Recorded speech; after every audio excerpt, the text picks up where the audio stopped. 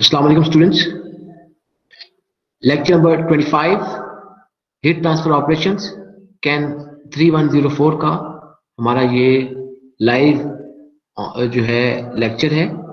आज के लेक्चर में हम कंटिन्यू करेंगे बिल्कुल वही जो लास्ट टाइम हमने जो कंटेंट्स कवर किए थे, उन कंटेंट्स को ही हम आगे बढ़ाते हुए अपने लेक्चर को कंटिन्यू करेंगे।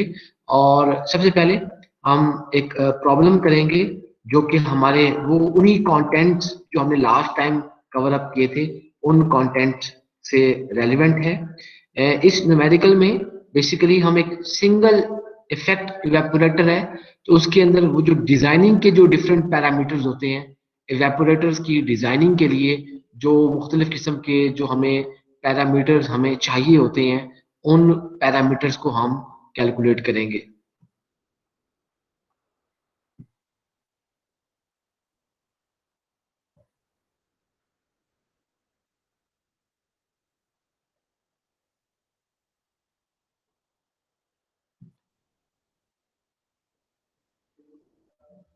अच्छा जी, problem 18, a single effect evaporator is used to concentrate 7 kilogram per second of a solution from 10 to 50% solids. Steam is available at 205 kilonewton per meter square and the evaporation takes place at 13.5 kilonewton per meter square. If the overall heat transfer coefficient is 3 kilowatt per meter square per Kelvin, estimate the heating surface amount of steam used to the evaporator is at 294 Kelvin and the condensate leaves the heating space at 352.7 Kelvin. इसके साथ साथ and steam economy. The specific heats of 10 and 50% solutions are 3.76 and 3.14 kilojoule per kilogram per Kelvin respectively.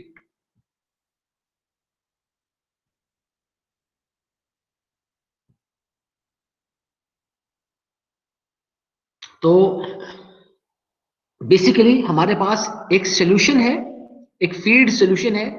उस feed solution के अंदर हमारे पास जो solids मौजूद हैं, बेसिकली उस फीड सोल्यूशन के अंदर 10% सॉलिड्स की कंसेंट्रेशन है और हमारे पास वो जो सोल्यूशन है, जो फीड सोल्यूशन है जिसके अंदर सॉलिड्स की परसेंटेज 10% है, इस फीड सोल्यूशन का जो मैस फ्लो रेट है 7 kg पर सेकेंड एक मैस फ्लो रेट के साथ वो जो सोल्यूशन है हम उसको कंसेंट्रेट करना चाहते हैं, यानी कि उस फीड सोल्यूशन के अंदर अमाउंट ऑफ सॉलिड्स को बढ़ाना चाहते हैं।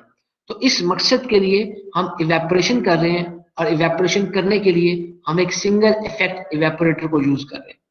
तो आपको पता है कि इवेपोरेशन के नतीजे में जो वोलेटाइल कंपोनेंट है मोस्टली ये वाटर होगा, उस वोलेटाइल कंपोनेंट को इवेपोरेट करवा दिया जाता है ताकि आपके पास जो सॉलिड्स की कंसंट्रेशन है वो इंक्रीज कर जाए। तो इस तरह हम जब अपने सेकेंड फीड सोल्यूशन को जब हम 10 से 50% सॉलिड्स के लिए इसको हम कंसंट्रेट करेंगे सिंगल इफेक्ट इवेपोरेटर के अंदर, तो हमें कोई हीटिंग मीडियम चाहिए होगा, कोई हीट करने के लिए कोई सोर्स चाहिए होगा जो कि इस सोल्यूशन को हीट प्रोवाइड करे ताकि वेपर्स जो वाटर है वो वेपर्स बन के इवेपोरेट कर जाए और आपके पास सॉलिड्स आ जाए। तो जो स्टीम प्रोवाइड की जा रही है वो स्टीम 205 किलो न्यूटन पर मीटर स्क्वायर। तो ये आप कह सकते हैं कि आपके पास जो है स्टीम का प्रेशर गिवन है। तो सिंगल इफेक्ट इवेपोरेटर है, स्टीम अपनी किसी जैकेट के अंदर जो प्रेशर एक्सर्ट कर रही है 205 किलो न्यूटन पर मीटर स्क्वायर। यानी कि अगर मैं स्टीम टेबल्स को देखूं तो स्टीम टेबल्स को देखते हुए एट 205 किलो न्यूटन पर मीटर स्क्वायर मेरे पास जो स्टीम का टेम्परेचर है वो मुझे स्टीम टेबल से मिल जाएगा।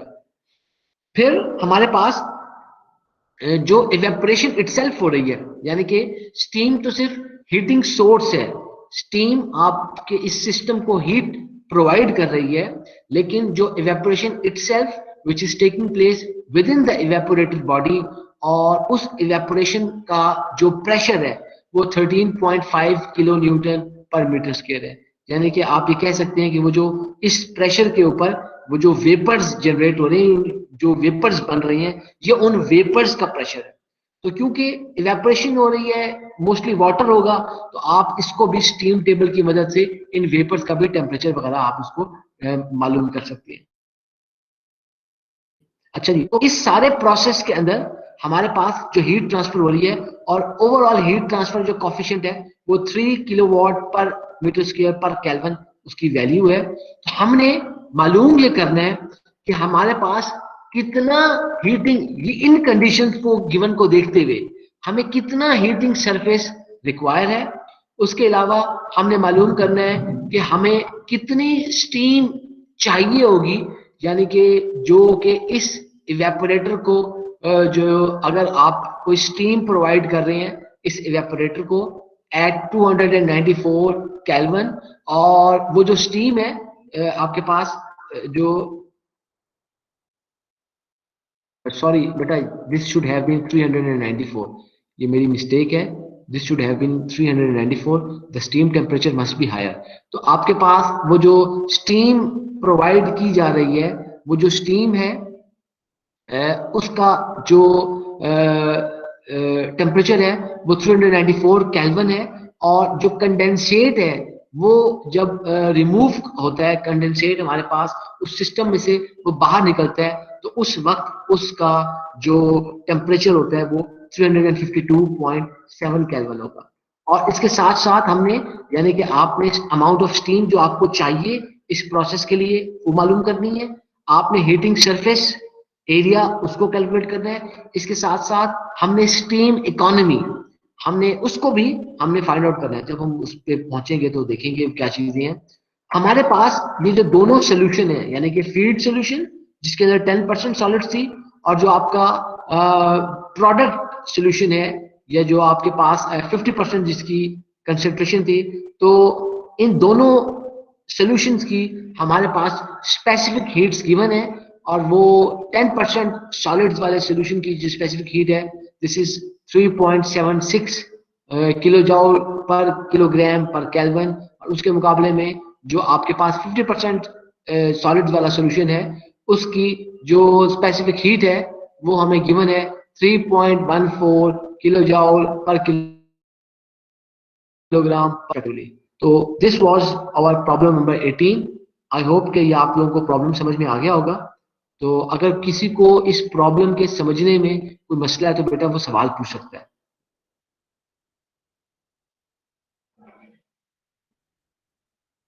बेटा अगर किसी को ये प्रॉब्लम की स्टेटमेंट समझ में नहीं आई तो वो सवाल पूछ सकता है।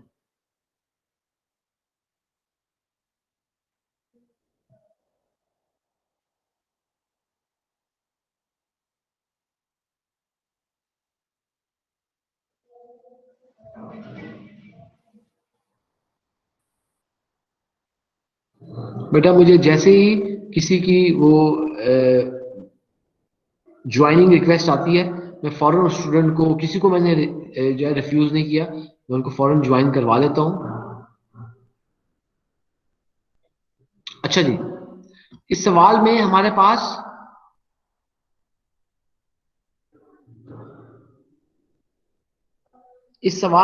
पास जो डाटा गिवन है वो डाटा जरा देखिए कि जो आपके पास इवेपोरेटर यूज किया जा रहा है इस सवाल में वो एक सिंगल इफेक्ट इवेपोरेटर है, और हमारे पास जो मैच फ्लो रेट है फीड का वो हमारे पास mass flow rate feed solution का वो गिवन है। उसको हमने जो लास्ट लेक्चर में जो हमने इक्वेशंस देखी थी, बिल्कुल मैं ये उन्हीं इक्वेशंस के अंदर जिस तरीके से हमने चीजों को रिप्रेजेंट किया था तो मैं उसी इक्वेशंस को यूज यहाँ पे किया है। तो जो मैच फ्लो रेट आपकी फीड सॉल्यूशन की होगी उसको एमएफ आप कह सकते हैं, और mass of the feed solution, या इसको मैंने कैपिटल एफ से इसलिए लिखा है कि आगे जब हम मटेरियल बैलेंस करेंगे तो it makes it little bit simpler, और उसको फिर देखने में भी अच्छा लगता है, तो इसलिए मैंने उसको कैपिटल एफ से भी लिख दिया। लेकिन असल जो हमें नोटेशन यूज की थी वो ये एम एफ थी। तो आपके पास सवाल में गिवन था कि ये 7 किलोग्राम्स पर सेकेंड हमारे पास फीड सोल्यूशन है। अच्छा जी, तो ये देखिए यहाँ पर हमारे पास, हाँ ये सॉरी बेटा, ये मुझसे थोड़ी सी उसको बताते हुए होती थी स्टेटमेंट में, ये दुरुस्त थी कि आप अमाउंट ऑफ जो स्टीम हमने मालूम करनी थी जब फीड इवेपोरेटर के अंदर जो फीड एंटर हो रही है वो 294 केल्विन पर है, और जो स्टीम जिसकी हमने अमाउंट मालूम करनी है उसका जो कंडेंसेट है वो हीटिंग स्पेस से 352.7 केल्विन पर निकल रहा है। तो ये दोनों टेम्परेचर दुरुस्त है। Sorry, it was my mistake. तो वो हमारे पास सिर्फ स्टीम का टेम्परेचर वगैरह गिवन नहीं है, तो इस वजह से ये उसके अंदर कोई मसला नहीं है। तो हमारे पास जो फीड सोल्यूशन है उसका जो मैश फ्लो रेट होगा वो 7 किलोग्राम्स पर सेकेंड होगा। जो टेम्परेचर होगा आपके पास फीड सोल्यूशन का जो कि इवेपोरेटर के अंदर एंटर हो रही है उसका टेम्परेचर TF 294 केल्विन होगा। जो स्टीम प्रेशर है वो 205 किलो न्यूटन पर मीटर स्क्वायर गिवन है। जो इवेपोरेशन प्रेशर होगा, इवेपोरेशन प्रेशर क्या है, बेसिकली ये वो प्रेशर है जो कि इवेपोरेटर की मेन बॉडी के अंदर होगा। और या आप ये कह सकते हैं कि ये जो वेपर्स प्रोड्यूस होते हैं ड्यूरिंग द इवेपोरेशन, उन वेपर्स की वजह से वो जो प्रेशर होगा उस आपके पास इवेपोरेटर के ऊपर, तो उसको आप इवेपोरेशन प्रेशर कह सकते हैं। तो वो जो इवेपोरेशन प्रेशर था वो 13.5 किलो न्यूटन पर मीटर स्क्वायर था। जो स्टीम कंडेंसेट हीटिंग स्पेस से after providing it's heat, basically क्या होता है कि आपके पास कंडेंसिंग को स्टीम यूज, स्टीम का क्या मतलब है, कंडेंसिंग स्टीम से ये मुराद है कि आप जो स्टीम यूज कर रहे हैं उस स्टीम ने फिर अपने आप को कंडेंस करना है और वो कंडेंस करके लिक्विड फॉर्म में आ जाएगी। तो हमारे पास जो स्टीम कंडेंसेट है जो कि हीटिंग स्पेस को लीव कर रहा है उसका टेम्परेचर हमारे पास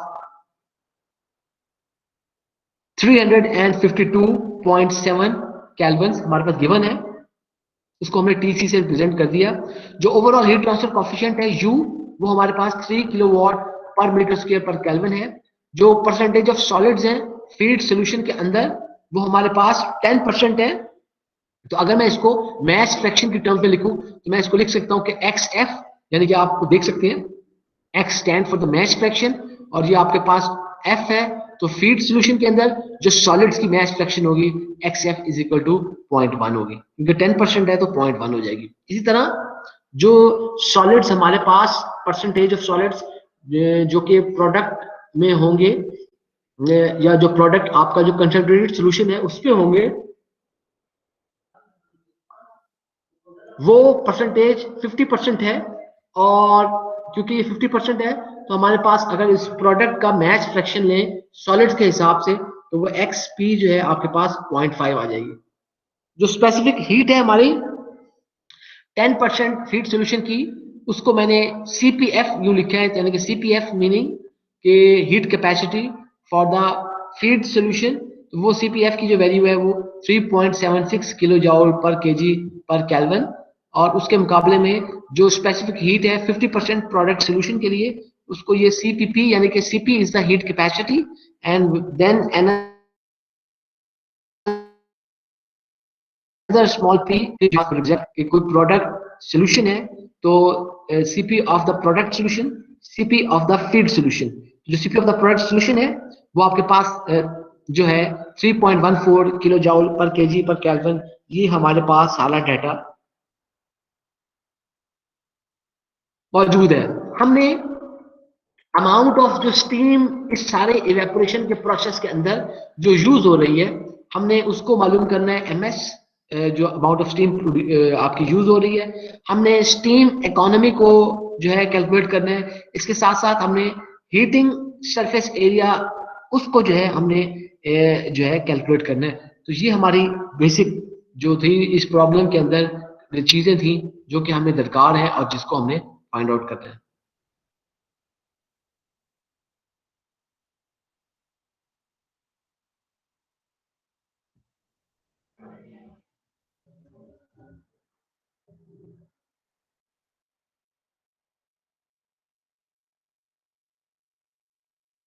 अच्छा जी, सॉल्यूशन स्टार्ट करते हैं।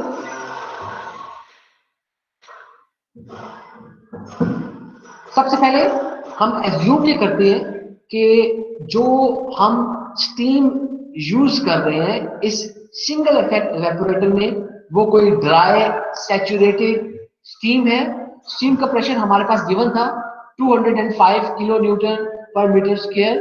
तो जो है आपके पास, क्योंकि हमारे पास स्टीम का प्रेशर गिवन है, तो हम बहुत आसानी से इस स्टीम प्रेशर पर, जो कि 205 किलो न्यूटन पर मीटर स्क्वायर है, इस स्टीम प्रेशर के ऊपर हम बहुत आसानी से सैचुरेटेड स्टीम टेबल्स की मदद से हम जो है वो आप स्टीम का जो टेम्परेचर है उसको हम डिटरमिन कर सकते हैं। तो बेसिकली जब हमने 205 किलो न्यूटन पर मीटर स्क्वायर प्रेशर पर का हमने मेजर किया, टेबल से फाइंड आउट किया, वो आपके पास उसको टीएस यानी कि टेम्परेचर ऑफ द स्टीम, उसको वो 394 केल्विन आया आपके पास। तो इसको निकालने के लिए बेसिकली ये इस तरह के स्टीम टेबल्स हैं। तो सीपीपी की किताब में भी आप लोगों ने इसको यूज किए थे। ये जो स्टीम टेबल है ये कूलसन वॉल्यूम 2 या जो आपके पास Coulson and Richardson chemical engineering volume 2, ये उसके हमारे पास वहां से मैंने ये लिए हैं, क्योंकि जो हमारी फेल्डर एंड डोसो की किताब थी उसके अंदर जो यूनिट्स थे वो किलो न्यूटन वगैरह में नहीं थे। तो इस ये सारा स्क्रीन मैंने शेयर नहीं किया, सिर्फ मैंने वो पेजेस शेयर किए हैं कि जिसको हम यूज करेंगे ये मालूम करने के लिए, हम अपनी जो वैल्यूज है उसको मालूम करने के लिए। तो आपने देखा है कि आपके पास 205 किलो न्यूटन पर मीटर स्क्वायर है, हमारे पास 200 के ऊपर ये वैल्यूज गिवन है, और साथ साथ हमारे पास 210 के ऊपर ये वैल्यूज गिवन है। तो बहुत आसान है। 205 के लिए आपने कुछ चीजें फाइंड आउट करनी है। तो 200 यहाँ पर भी आपके पास है, और आपके पास यहाँ पर 210 है। इसका मकसद ये है कि अगर आप 200 और 210 का मीन लें, एवरेज लें, आपके पास 205 आ जाएगा।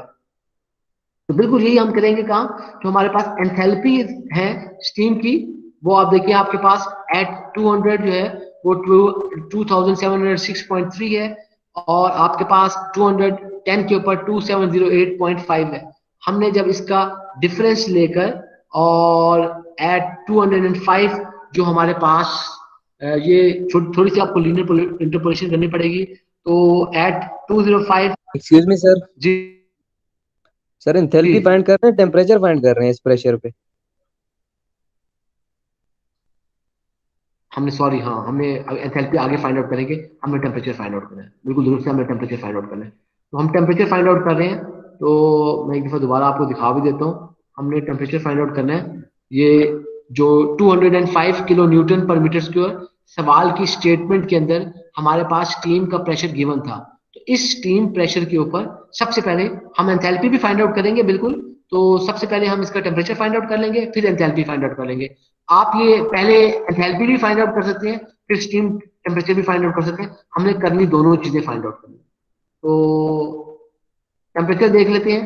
तो आपके पास 200 के ऊपर जो स्टीम का टेम्परेचर है वो यहाँ पर आप देख सकते एक्सक्यूज हैं। मी सर।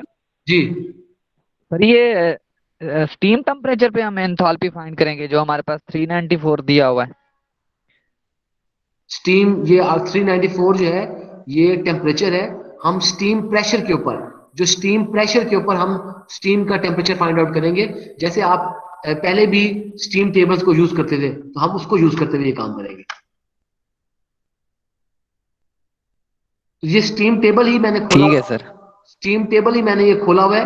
तो स्टीम टेबल के अंदर 200 ये प्रेशर है सारे, ये सारे आपके पास ये प्रेशर की वैल्यूज हैं।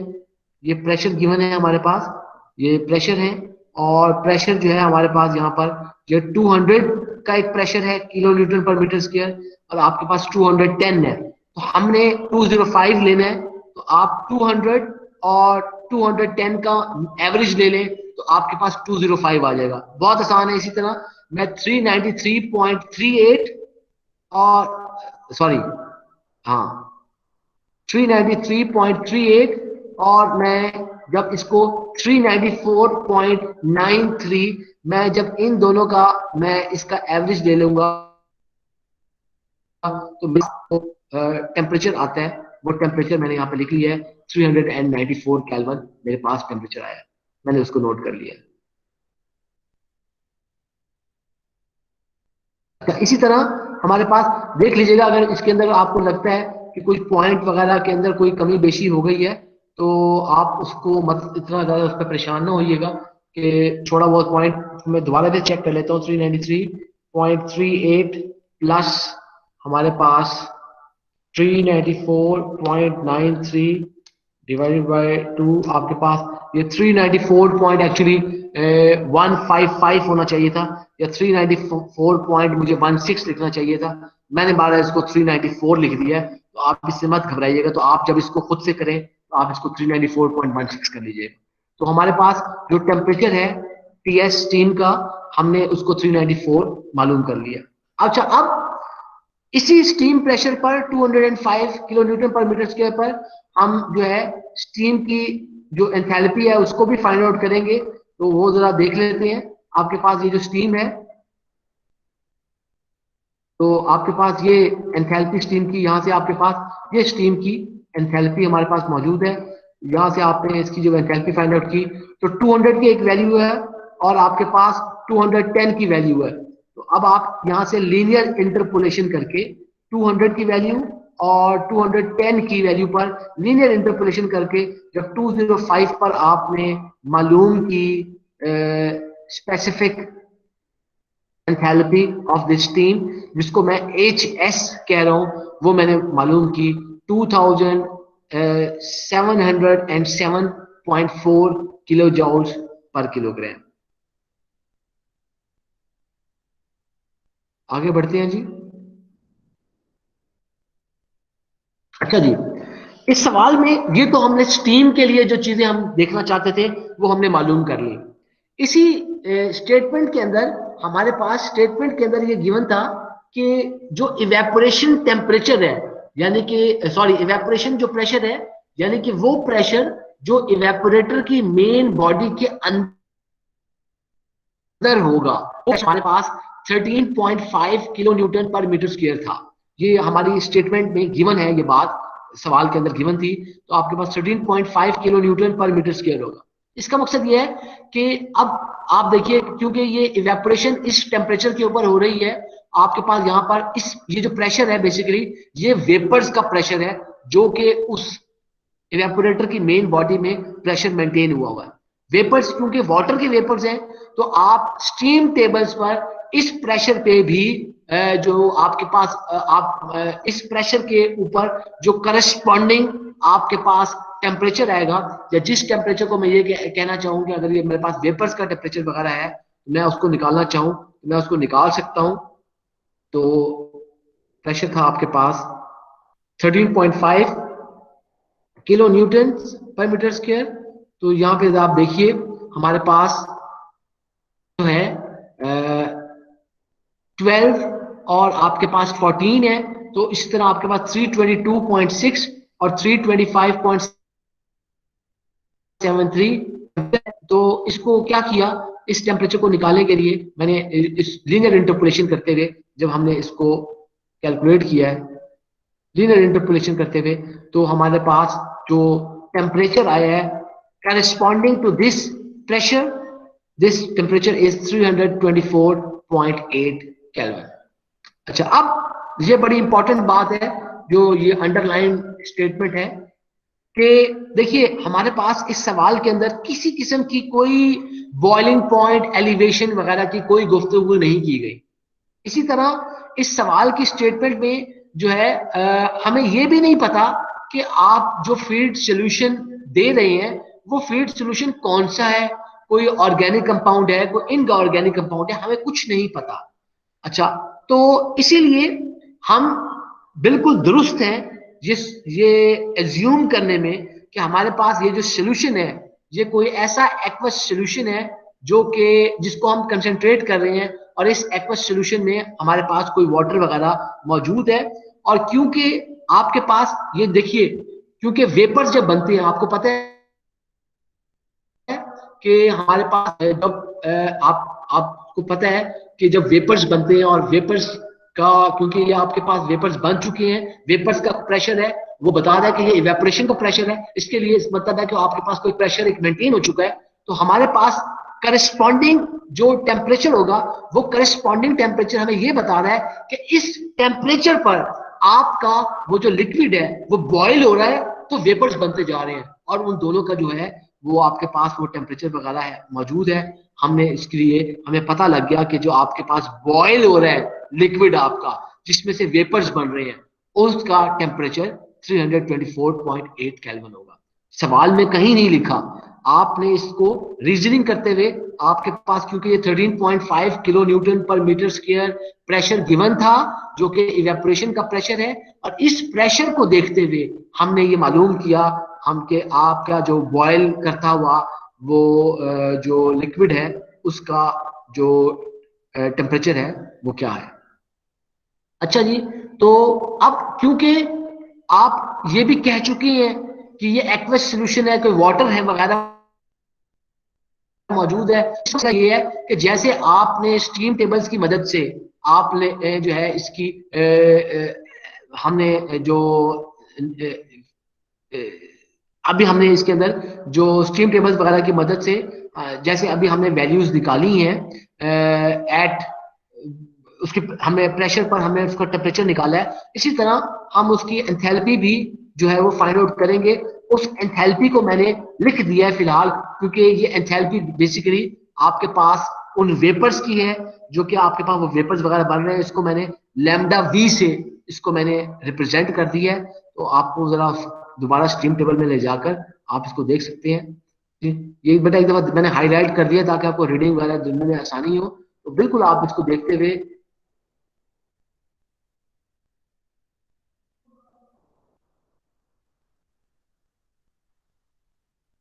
यहां से आप इसको 13.5 की मदद से आप इसको फाइंड आउट कर लेंगे, और जब आपने इसको फाइंड आउट कर लिया तो हमने इसको वैल्यू को भी हमने इस सवाल के अंदर हमने यूज कर लिया है। अच्छा जी, उसके बाद हमने ये एंथैल्पी ऑफ द स्टीम इसको भी हमने लिख लिया, नोट कर लिया, एंथैल्पी ऑफ द स्टीम ये भी हमारे पास आ गई है। और ये जो एंथैल्पी ऑफ द स्टीम आई है ये 13.5 किलो न्यूटन पर मीटर स्क्वायर प्रेशर पर आई थी। टेम्परेचर पहले नोट किया, फिर उसकी एंथैल्पी भी हमने नोट कर ली, स्टीम टेबल की वजह से नोट कर ली। अच्छा जी, अब इसका निचोड़ ये है, खुलासा ये है कि हमारे पास जो फीड सॉल्यूशन था, जो फीड आ रही थी उसका टेम्परेचर 24 केल्विन था। अब आपने उसको जब स्टीम की मदद से हीटअप किया है तो आपने उसको हीटअप करके फीड सॉल्यूशन को उसको इतना हीटअप किया कि उसका जो टेम्परेचर है वो 324.8 केल्विन हो गया है, और इस टेम्परेचर पर पहुंचने के बाद उसकी इवेपोरेशन शुरू हो गई है ताकि इवेपोरेटर ने अपना काम शुरू कर दिया। तो मैंने एक यहाँ पे वैसे आपको याद करने के लिए आपको, या कि आप भूल ना जाएं कि जो फीड है उसको हम हीट कर रहे हैं 294 केल्विन से 324.8 केल्विन। ये सारी गुफ्तगू करने के बाद हम अब मटेरियल बैलेंस अप्लाई करेंगे इस सिंगल इफेक्ट इवेपोरेटर के इर्द गिर्द। आपको पता है कि जो इवेपोरेटर है उसमें आपके पास फीड है, और जब आप फीड दे रहे हैं तो फीड देने से आपके पास जो फीड आई है स्टीम को यूज करते हुए आपके पास को वेपर्स बन रहे हैं, उस फीड में से वेपर्स, वाटर वेपर्स के इवेपोरेट हो रहे हैं और आपके पास कोई कंसेंट्रेटेड प्रोडक्ट आ रहा है। तो फीड एंटर हो रही है और आपके पास वेपर्स और कोई कंसेंट्रेटेड प्रोडक्ट आपके पास बन रहा है। तो इसको इतना बड़े लफ्ज को लिखने के लिए बजाय मैंने इसको जो है नोटेशन लिखते हुए, इसकी जो है शॉर्ट करते हुए मैंने इसको एब्रीविएट कर दिया कि F is equal to V plus P। ये आपके पास सिंपल एक मटेरियल बैलेंस इक्वेशन बन गई है। अच्छा, अब आपके पास फीड का फ्लो रेट सवाल की स्टेटमेंट में गिवन था कि 7 किलोग्राम पर सेकंड है। इसका मकसद यह है कि मैं इस इक्वेशन को ऐसे मैंने लिख दिया कि 7 kilogram per second is equal to V plus P। इसको मैंने इक्वेशन नंबर 1 का नाम दे दिया। अच्छा जी, अब जरा गौर कीजिएगा कि अगर जो छोटा x इस तरह का वो मैस फ्रैक्शन हो सॉलिड्स की, तो अगर मैं XF लिखूं, इसका मकसद ये होगा this is the mass fraction of solids in the field, XF।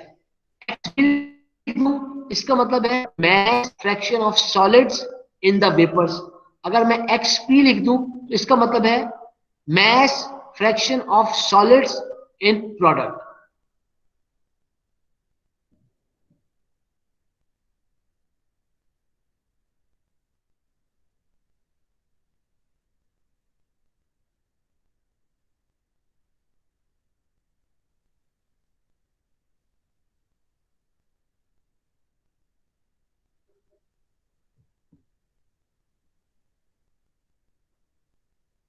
तो हमने इसी तरह, क्योंकि x अगर मैस फ्रैक्शन है तो हमने इन तीन चीजों को हमें बता दिया कि जो XF है वो मैस फ्रैक्शन है सॉलिड्स की फीड में, XV जो है वो mass fraction of solids in vapours है, XP जो है वो मैस फ्रैक्शन ऑफ जो सॉलिड्स इन प्रोडक्ट।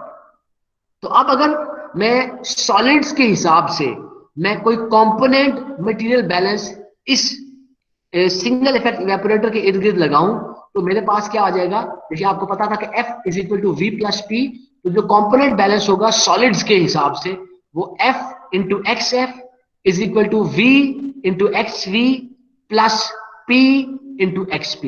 ये मैंने कंपोनेंट बैलेंस लगा दिया। अब जरा देखते हैं कंपोनेंट बैलेंस लगाने से पहले एक चीज तो आपको पता है कि जो वेपर्स हैं, देखिए वेपर्स का मतलब यही है उसके अंदर तो सॉलिड्स हो ही नहीं सकते, तो आपके पास जो XV है यानी कि mass fraction of solids in the vapours, जो उसकी XV है जीरो होगी, तो इसका मतलब है कि ये टर्म पूरी की पूरी आपकी जीरो हो गई। तो आपके पास जो बाकी चीजें बच जाएंगी वो FXF is equal to PXP आपके पास बच जाएगा। अच्छा, फिर हमें पता है कि जो सॉलिड्स थे वो फीड सॉल्यूशन के अंदर 10% थे, इसका मतलब है कि जो XF होगी, अगर फीड के अंदर सॉलिड्स 10% है तो XF will be equal to 0.1।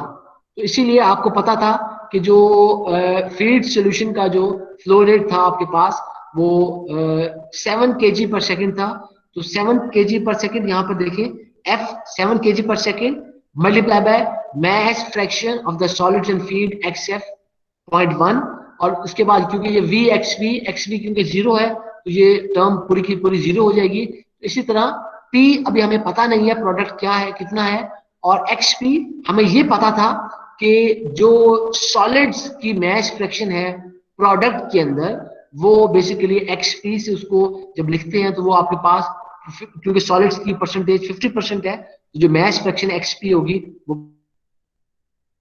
0.5 होगी। इसको फर्दर सिंप्लीफाई करते हुए 7 into 0.1 is equal to 0.7 plus is equal to 0 plus 0.5p, और इसको थोड़ा सा रीअरेंज कर लिया मैंने 0.5p इज इक्वल टू 0.7, तो जो p है वो आपके पास 0.7 divided by 0.5 is equal to 1.4 kg per second. तो p बेसिकली आपके पास वो जो फाइनल प्रोडक्ट है, वो जो कंसेंट्रेटेड लिकर है, वो जो आपने फीड सॉल्यूशन को हीट अप करने के बाद एक कंसेंट्रेटेड आपने उसमें से लिक्विड हासिल कर लिया है, ये वो पी उसकी अमाउंट है। तो इससे हमें ये पता लगा कि mass flow rate of the product, और जब हमने लास्ट लेक्चर में जो उसकी नोटेशन वगैरह देखी थी, उसको आप जो मैस फ्लो रेट प्रोडक्ट का होता है उसको आप m डॉट से लिखते हैं, जो फीड का होता है वो mf से लिखते हैं, which will be equal to 1.4 kg per second. इसको हम मालूम कर सकते हैं।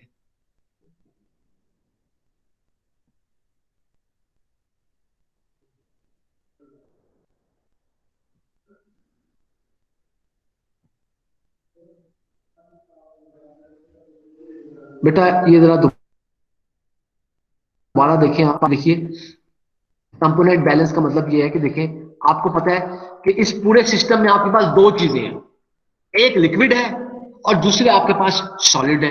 हमारे पास इस तरह का कोई ऐसी हमें पता नहीं है वो क्या चीज है, हमने उसके अंदर ये हमें क्योंकि वेपर्स बन रहे हैं हमें पता है कि उसके अंदर आपके पास कोई वाटर वगैरह मौजूद है। तो हमने जब पहले ओवरऑल मटेरियल बैलेंस लगाया है तो ओवरऑल मटेरियल बैलेंस हमें ये कहता था कि आपके पास जो फीड है वो आपको वेपर्स और प्रोडक्ट्स में आप उसको डिवाइड कर रहे हैं। तो फीड जो है उसमें से प्योर वेपर्स कोई आ रहे होंगे, प्योर वेपर्स के अंदर कोई सॉलिड वगैरह कुछ नहीं होगा, और वो जो प्रोडक्ट होगा उसके अंदर अब सॉलिड्स की मिकदार बढ़ जाएगी। ये आपके पास एक ओवरऑल मटेरियल बैलेंस है।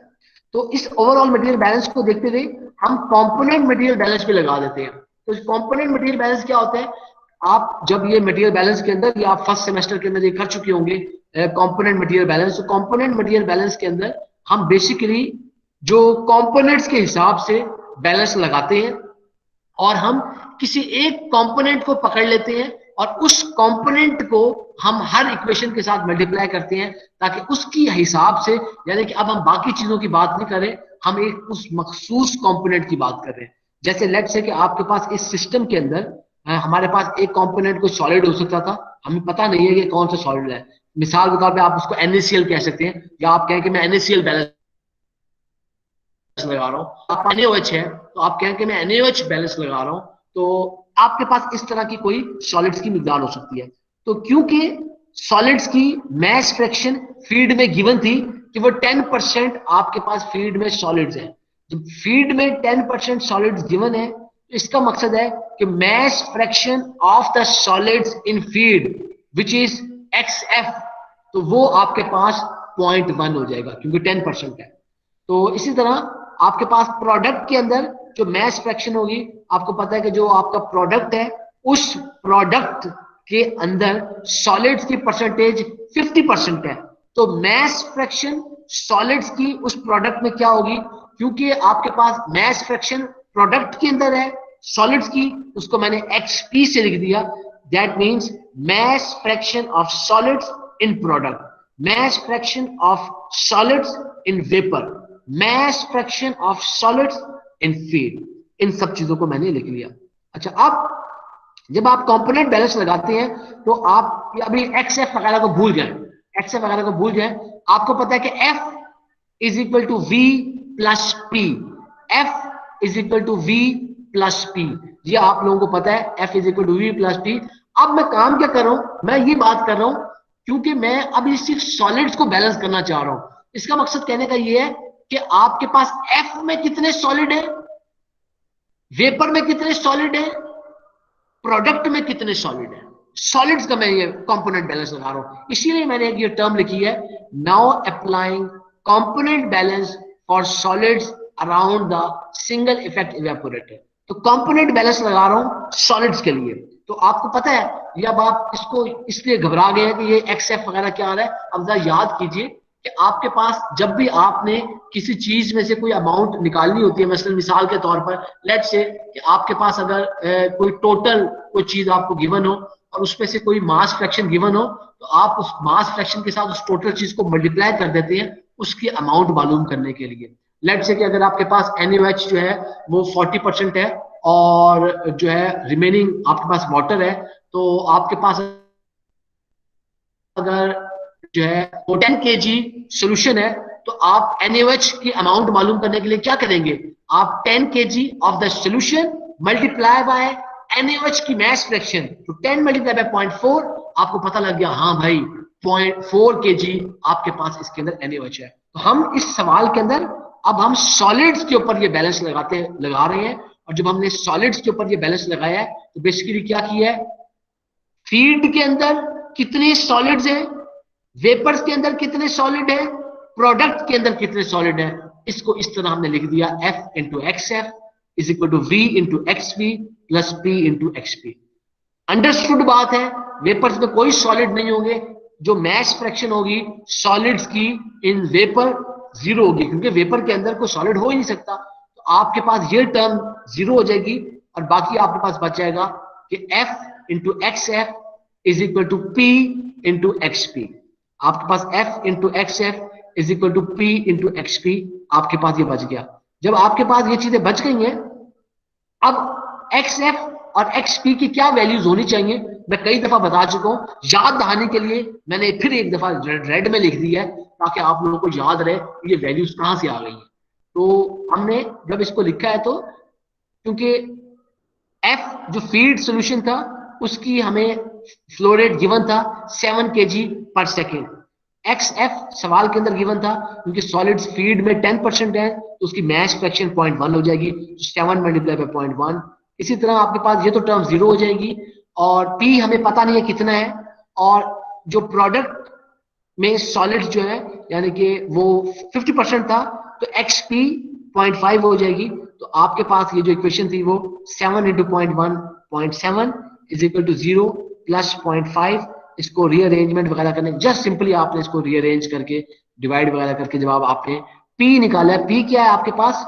बेसिकली आपके पास प्रोडक्ट है, या आप ये कहें कि ये मैस फ्लो रेट, वो जो कंसंट्रेटेड सोल्यूशन है, एंड सोल्यूशन है, जो आपका हासिल है, जिसके लिए आपने ये इवेपोरेशन का प्रोसेस किया है, ये वो P जो है हमने मालूम कर लिया 1.4 किलोग्राम पर सेकेंड है। ये P वगैरह मैंने आसानी से याद रखने के लिए, लेकिन जो नोटेशन हमने जैसे अपने लास्ट लेक्चर में यूज की थी उसके लिए m डॉट हम यूज करते हैं। Mass flow rate of the feed के लिए m डॉट f यूज करते हैं, यानी कि m dot subscript f। Mass flow rate of the steam के लिए m डॉट सबस्क्रिप्ट s। और इसके लिए आप जब मैस फ्लो रेट आपने जो कंसंट्रेटेड प्रोडक्ट के लिए आप उसको खाली m डॉट से उसको रिप्रेजेंट कर लेते हैं, और ये आपके पास 1.4 किलोग्राम पर सेकंड के अंदर आ जाएगा। जी बेटा ये क्लियर है? ये रोल नंबर 35 थे।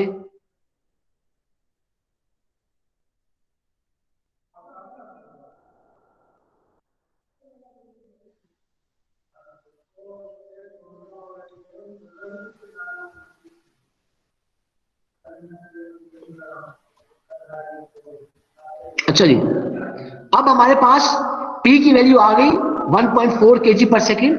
तो मैं क्या करूंगा, P की इस वैल्यू को इक्वेशन नंबर 1 में इंसर्ट कर दूंगा। ये आपने देखें, ये जो इक्वेशन नंबर 1 थी इसमें P की वैल्यू इंसर्ट कर दूंगा। हमारे पास 7 kg पर सेकेंड था, P की जब वैल्यू हमने लिख दी तो हम V इजीली फाइंड आउट कर लेंगे। तो मैं इसको इसीलिए जब इसको लगाऊंगा तो मेरे पास 7 kg per second is equal to V plus P।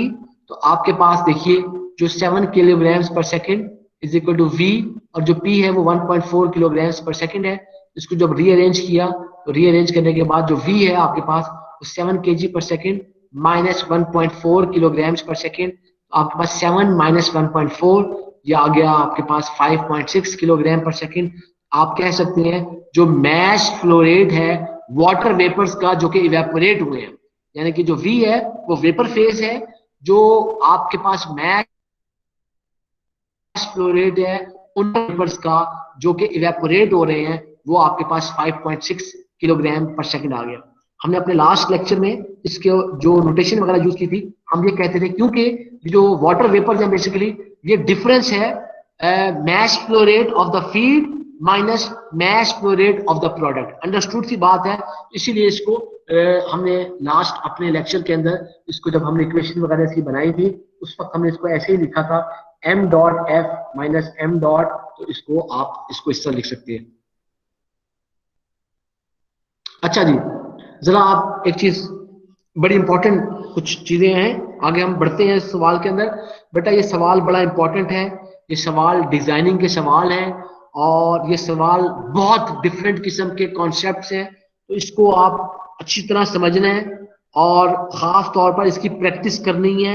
एक एक चीज मैंने जितनी डिटेल में प्रोवाइड कर सकता था मैंने आपको डिटेल प्रोवाइड की है, ताकि आपको इसकी समझ आनी चाहिए, वरना ये सवाल आप कभी हल नहीं कर सकते।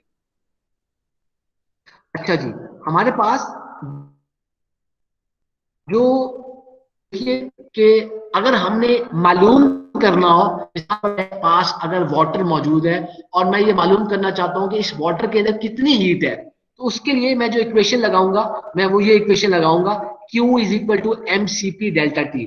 बेसिकली आपको ये इक्वेशन क्या बताती है कि आपके पास वो जो राइज इन टेम्परेचर हुआ है, यानी कि वो आपने कितनी हीट दी है जिसने उस गिवन मैस का टेम्परेचर किसी सर्टेन डिग्री पर उसको राइज किया है, तो आप उसकी मदद से अमाउंट ऑफ हीट मालूम कर सकते हैं। यानी कि अगर आपके पास वो टेम्परेचर डिफरेंस गिवन हो, आपको पता हो कि जो गिवन मैस जिसकी हम बात कर रहे हैं वो कितना टेम्परेचर उसने राइज किया है, तो आपको मैस पता हो उस सब्सटेंस की हीट कैपेसिटी पता हो तो आप मालूम कर सकते हैं कि उस सब्सटेंस के अंदर वो जो अमाउंट ऑफ जो हीट होगी वो कितनी आपने अमाउंट ऑफ हीट उसको प्रोवाइड की है, वो आप इजीली उसको निकाल सकते हैं।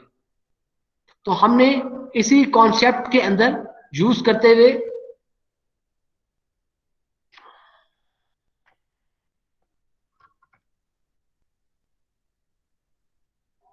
यहां पे मैंने लिखा Q is equal to mCp delta T.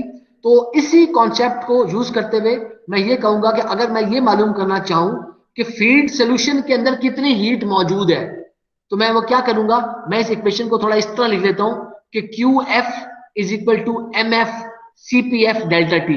ये जो FF लिखने का मकसद ये था कि आपको पता चले कि ये हम बात कर रहे हैं फीड सोल्यूशन की, यानी कि इसका मकसद है कि अमाउंट ऑफ हीट contained या present in the feed solution will be equal to the mass flow rate of the feed solution multiplied by heat capacity of the feed solution multiplied by delta T।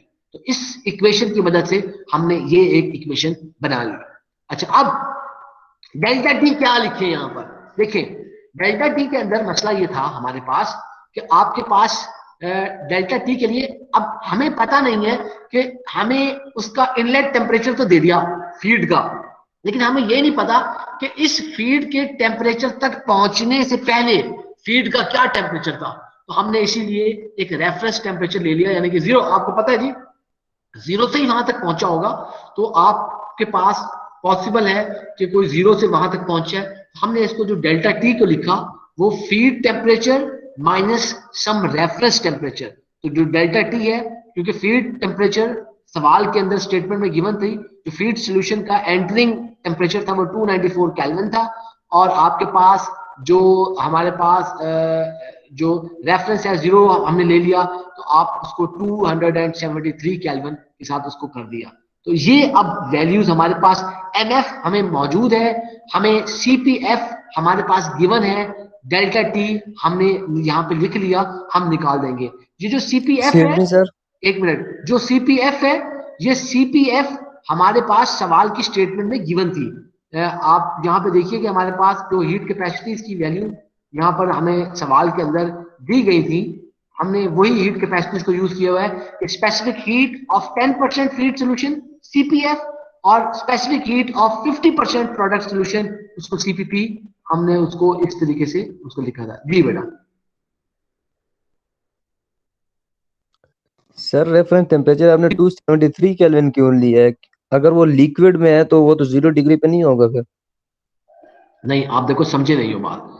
देखो यहां पर आपके पास जो feed solution है, हमारे पास delta T, इस सवाल में हमें ये तो नहीं बताया गया ना कि फीड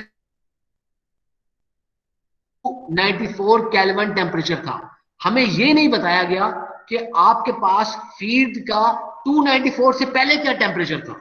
हमें ये पता चला, क्योंकि देखिए आपके पास पॉसिबल यही हो सकता है ना 0 से पहले, क्योंकि पॉसिबल यही है कि अगर आप उसका प्रेशर, अगर आपके पास 1 एटमॉस्फेयर हो, प्रेशर मेंटेन हो, तो आपके पास वो 0 पर ही, जैसे आपको पता है कि हमने बात की थी CPP में, हम बात करते होते थे कि आपके पास जब हम कोई आइस है, तो आइस को जब आप गर्म करेंगे या पिघलाएंगे, उसका टेम्परेचर नहीं बढ़ेगा उस वक्त तक के आपकी जितनी की जितनी आपके पास जो आइस है वो वाटर के अंदर हमारी कन्वर्ट नहीं हो जाती।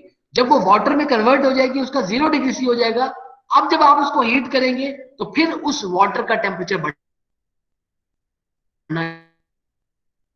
शुरू करेगा, पहले नहीं करेगा। कि आपके पास ये जो फीड थी, इस फीड का जो 294 केल्विन तक टेम्परेचर पहुंचा है, और उस टेम्परेचर की वजह से कोई इसके अंदर हीट वगैरह मौजूद है, तो वो आपके पास 0 ही हो सकता है, क्योंकि प्रेशर आपको पता नहीं है। प्रेशर अगर हम ये एज्यूम कर रहे हैं कि 1 एटमॉस्फेयर है, तो फिर वो सिर्फ 0 ही पॉसिबल है। हमने इसीलिए जो रेफरेंस टेम्परेचर था वो 273 केल्विन ले लिया। जी बेटा। ओके सर, समझिए। अब आपके पास यहाँ पर जो QF है, हमने ये इस इक्वेशन में MF जो mass flow rate of the feed है वो 7 किलोग्राम पर सेकेंड, जो CP ऑफ द फीड है वो 3.76 किलो जॉल्स पर किलोग्राम पर केल्विन, जो डेल्टा टी है हमारे पास इस सवाल के अंदर वो 294.273 केल्विन, तो केल्विन केल्विन से कट गया। इसी तरह आपके पास किलोग्राम किलोग्राम से कट गया। हमें पता है कि 1 किलो जॉउल पर सेकंड जो है वो 1 किलोवाट के बराबर होता है। किलो जॉउल से कट गया है, सेकंड से कट गया है, तो आपके पास बाकी जो चीज बच गई है वो किलोवाट बच गया है। इनको जब आपने मल्टीप्लाई वगैरह कर लिया तो आपके पास जो QF यानी कि the amount of the heat present in the feed solution, QF, वो आपके पास 552.72 किलोवाट होगी। बिल्कुल यही तरीका, जो तरीका मैंने फीड सॉल्यूशन पे लगाया है, यही तरीका अब मैं आपके वो उसके जो प्रोडक्ट है उस प्रोडक्ट के ऊपर भी लगाऊंगा। तो मुझे पता है कि अगर इक्वेशन ये है Q is equal to mCp delta T, इसकी मदद से मैं ये मालूम कर लूंगा कि आपके पास जो प्रोडक्ट के अंदर वो जो अमाउंट ऑफ हीट मौजूद होगी, यानी कि प्रोडक्ट जो आपका कंसंट्रेटेड सोल्यूशन है, उसको मैं लिखते हुए QP यानी कि the amount of heat present in the product is equal to आपके पास, क्योंकि हमने प्रोडक्ट को खाली m डॉट से लिखा था, the mass flow rate of the product multiplied by the heat capacity of the product multiplied by delta T। तो इधर यहां पर आपके पास देखिए कि आपके पास जो प्रोडक्ट का मैश फ्लो रेट भी होगा और आपके पास प्रोडक्ट का आपके पास CP भी स्टेटमेंट में गिवन थी। तो डेल्टा टी क्या होगा यहाँ पर, मैंने डेल्टा टी होगा उसी तरह प्रोडक्ट टेम्परेचर, क्योंकि हमें पता है कि प्रोडक्ट का टेम्परेचर कितना है, हमने सारा उसको निकाला था कि 324.8 केल्विन है, माइनस, क्योंकि आपके पास देखिए ये जो प्रोडक्ट बना है, ये प्रोडक्ट पहले तो था ही नहीं आपके पास, तो हमें तो पता ही नहीं था क्योंकि फीड थी, हमें नहीं था, तो प्रोडक्ट फीड के अंदर से प्रोडक्ट निकली है हमें, लेकिन उससे पहले क्या पॉसिबिलिटी हो सकती थी, हमने इसका वही सबका जो रेफरेंस हमने सेम रखते हुए 273 केल्विन हमने उसको ले लिया। तो जब आप इसको आगे चलाएंगे तो अब आपने इसके अंदर ये सारी वैल्यूज इंसर्ट कर दी, तो जो मैश फ्लो रेट है प्रोडक्ट का वो 1.4 किलोग्राम पर सेकंड, और जो आपके पास हीट कैपेसिटी है प्रोडक्ट की वो 3.14 किलो जॉउल पर केजी पर केल्विन, जो डेल्टा टी है वो 324.8 माइनस 273 केल्विन, तो केल्विन से कट गया, किलोग्राम से कट गया आपके पास, और हमें पता होता है कि 1 किलो जॉउल पर सेकंड वो किलोवाट के बराबर है, तो किलो जॉउल से कट गया है, सेकंड से कट गया है। तो आपके पास जो amount of the heat present in the product वो आपकी होगी, इन सब चीजों को मल्टीप्लाई वगैरह करने के बाद QP is equal to 201.71 kilowatt. तो ये हमने इसको यहां पर लिख लिया है।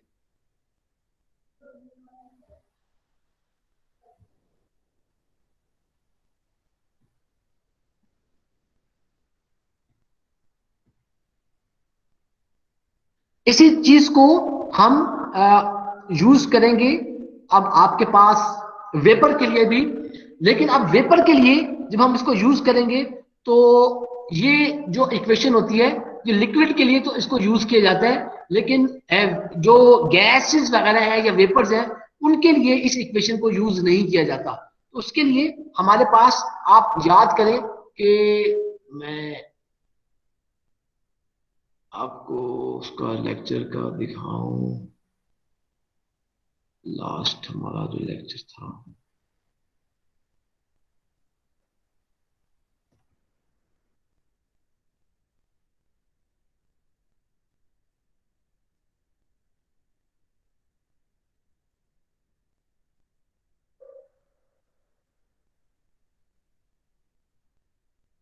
हमने उसको निकालते हुए QS को इस तरह कुछ हमने MS या इसको हमने M लैम्डा वगैरह से हमने उसको किया था। तो बिल्कुल इसी तरह हम इसी कॉन्सेप्ट को यूज करते हुए हम उसको जो निकालेंगे आगे, तो वेपर्स के लिए जो हम फीड जो अमाउंट ऑफ हीट जो वेपर्स के अंदर मौजूद होगी उसको निकालने के लिए बेसिकली हम क्या करेंगे कि आपके पास कोई मैश ऑफ वेपर्स है और आपको पता है कि जो मैश फ्लो रेट वेपर्स का होगा वो क्या होगा, वो mass flow rate feed minus mass flow rate product, वो आपके पास जाने के mass flow rate of vapours होगा।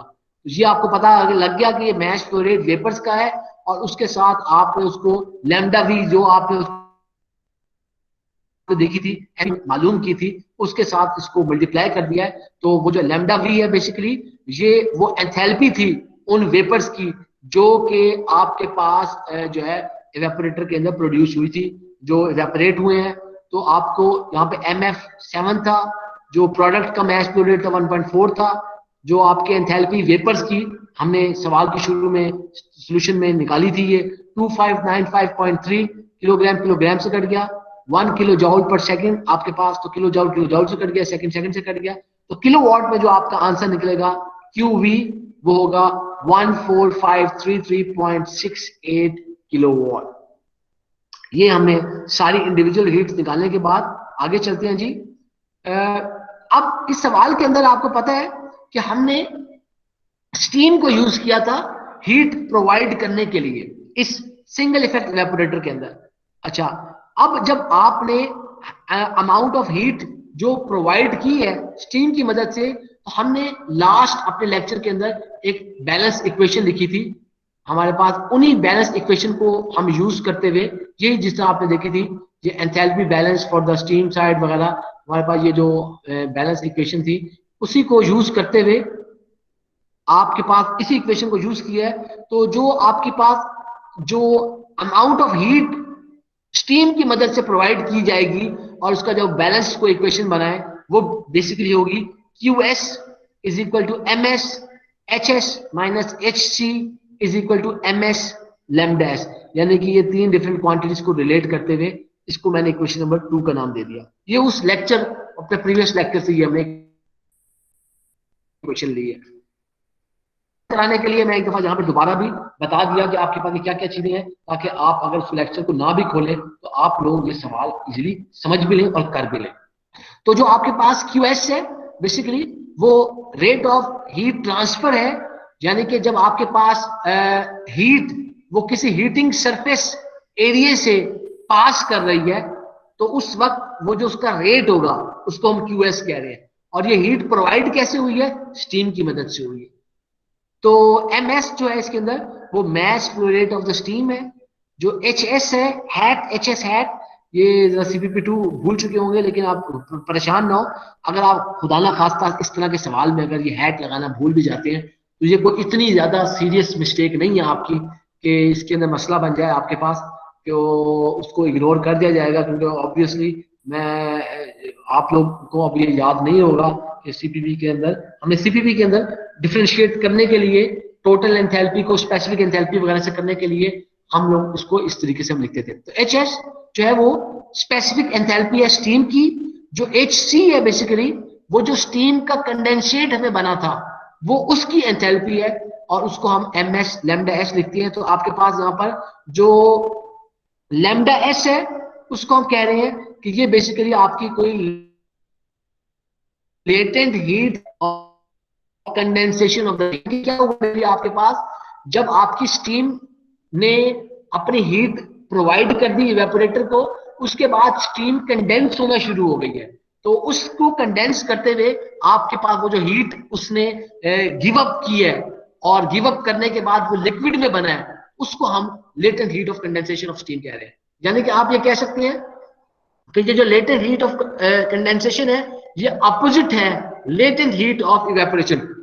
यानी कि जो लेटेंट हीट ऑफ इवेपोरेशन है उसके ऑपोजिट है ये लेटेंट हीट ऑफ कंडेंसेशन। ये हमने इस इक्वेशन को देख लिया, क्योंकि इस इक्वेशन का आगे बार बार इस्तेमाल आएगा, तो इसलिए हमने इसको थोड़ा सा देख लिया। आप जरा गौर कीजिएगा, जो मैंने कुछ 4 लाइनें अंडरलाइन की हुई हैं बड़ी इंपॉर्टेंट है, तो ये हम इसी से अपना सारा आगे जो है वो बुनियाद उठा रहे हैं। देखिए, अगर आपके पास सिस्टम के अंदर कोई हीट लॉसेस ना हो, और ऑब्वियसली सिस्टम के अंदर हीट लॉसेस होती हैं, लेकिन आपको याद होगा जब हम एनर्जी बैलेंस के प्रॉब्लम किया करते होते थे उस वक्त भी हम यही एज्यूम किया करते होते थे कि भाई हाँ बिल्कुल ओपन सिस्टम था, फलाना था, उसके अंदर कोई हीट लॉसेस नहीं हो रहे आपके पास। तो ये उसके बगैर सवाल आपका पॉसिबल ही नहीं है कि आपका कोई सोल्यूशन निकाल लें। तो मीनिंगफुल सोल्यूशन निकालने के लिए हमें एजम्पशंस वगैरह करनी पड़ती हैं। इसी तरह अगर आपके पास प्रोसेस के अंदर, इस इवेपोरेटर वगैरह के अंदर कोई हीट लॉसेस नहीं है, तो फिर क्या होगा कि वो जो हमारी हीट है, जो हीट हम स्टीम की मदद से की मेन बॉडी को ट्रांसफर कर रहे हैं, यानी कि होगा क्या, बेसिकली स्टीम हीट सोर्स है, स्टीम अपनी जो हीट है वो इवेपोरेटर की मेन बॉडी को प्रोवाइड करेगी। इवेपोरेटर की मेन बॉडी में क्या चीज है, वो कैलेंड्रिया है, वो स्टील ट्यूब्स है, तो आपके पास वो मौजूद है, और उन ट्यूब्स के अंदर आपके पास फीड सोल्यूशन है। तो अगर कोई लॉसेस, हीट लॉसेस नहीं है, तो जो हीट स्टीम प्रोवाइड करेगा इवेपोरेटर की मेन बॉडी को, वो हीट आपकी बिल्कुल उसी तरह वो बराबर होगी उस हीट के जो कि फिर इवेपोरेटर की मेन बॉडी यानी कि कैलेंड्रिया और ट्यूब्स फीड सॉल्यूशन को प्रोवाइड करेंगे। तो बिल्कुल वही बातें हैं जैसे हम